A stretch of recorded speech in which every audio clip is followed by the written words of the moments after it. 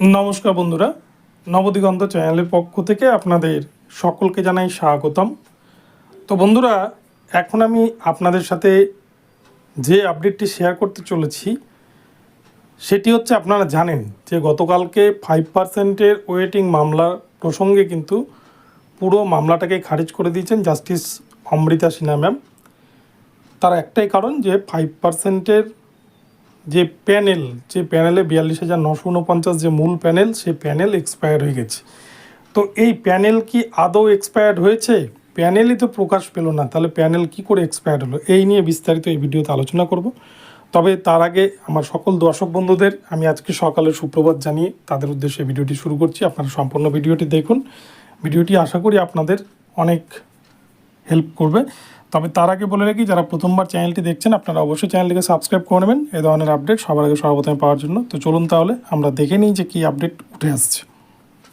তো বন্ধুরা, প্রসঙ্গত বলে রাখা ভালো, 42,949 নিয়োগ হয়েছিল 2014 টেটকে কেন্দ্র করে, যে নিয়োগ কিন্তু হয়েছিল 2017 সালের ফেব্রুয়ারি মাস নাগাদ। তো এখন প্রশ্ন হলো যে 2018 ফেব্রুয়ারি মাসে এই প্যানেল এক্সপায়ার্ড হয়ে যাওয়ার কথা, এটা সত্য কথা, কিন্তু এখানে যেটা প্রশ্ন দানা বাচ্ছে সেটা হচ্ছে যে প্রাথমিক শিক্ষা পর্ষদ তারা কিন্তু কোনো রকম প্যানেল না দিয়েই রাতের অন্ধকারে SMS-এর মাধ্যমে এই 42,949-এ নিয়োগ করেছিল। এবং এই নিয়ে তখন কিন্তু কলকাতা হাইকোর্টে অনেকগুলো মামলা দায়ের হলেও পরবর্তীতে সেই মামলাগুলো কিন্তু যে কারণেই হোক কলকাতা হাইকোর্টে খারিজ হয়ে যায়, অনেক মামলা পেন্ডিং অবস্থা থেকে যায়।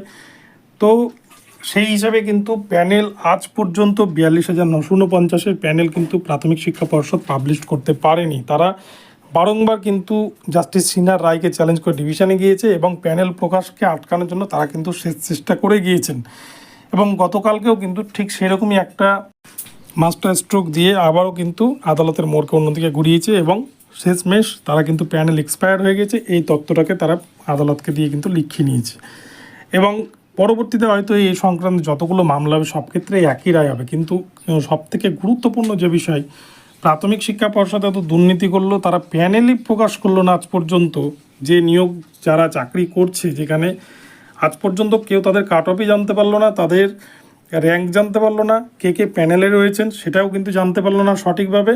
তার উপরেও প্রাথমিক শিক্ষা পর্ষদ এত দুর্নীতি করেও তারা কিন্তু এক্সপায়ার্ড হয়ে গেছে প্যানেল, এই তথ্য আদালতকে দেখিয়ে বুঝিয়ে তারা কিন্তু মামলাকে খারিজ করে দিল এবং বঞ্চিত চাকরি প্রার্থীদের সমস্ত আশাকে শেষ করে দিল। তো এক কথাই বলা যায়, দুর্নীতির কাছে কিন্তু সকলকেই মাথা নত করতে হয়েছে। এখানে যোগ্য থেকে বঞ্চিত সকলেই কিন্তু এই বঞ্চিত দুর্নীতির শিকার। মানিক ভট্টাচার্যের বুদ্ধির কাছে সকলেই কিন্তু আজকে হার মেনেছে।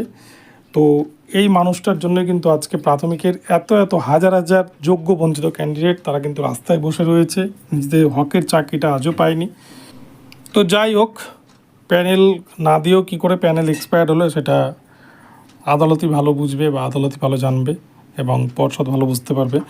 তো এটা কিন্তু একটা প্রশ্নচিহ্ন থেকেই যাবে সকলের মনে, যে যেখানে প্যানেলই প্রকাশ হলো না সেখানে প্যানেল এক্সপায়ার্ডের গল্পটা আসছে কী করে। তো যাই হোক বন্ধুরা, এখন এই পর্যন্ত রইল। ভিডিওটি ভালো লাগলে চ্যানেলটিকে সাবস্ক্রাইব করে দেবেন আর এই ধরনের আপডেট প্রতিনিয়ত পেতে চ্যানেলটি ফলো করতে থাকুন। ধন্যবাদ সকলকে, সকলে ভালো থাকবেন।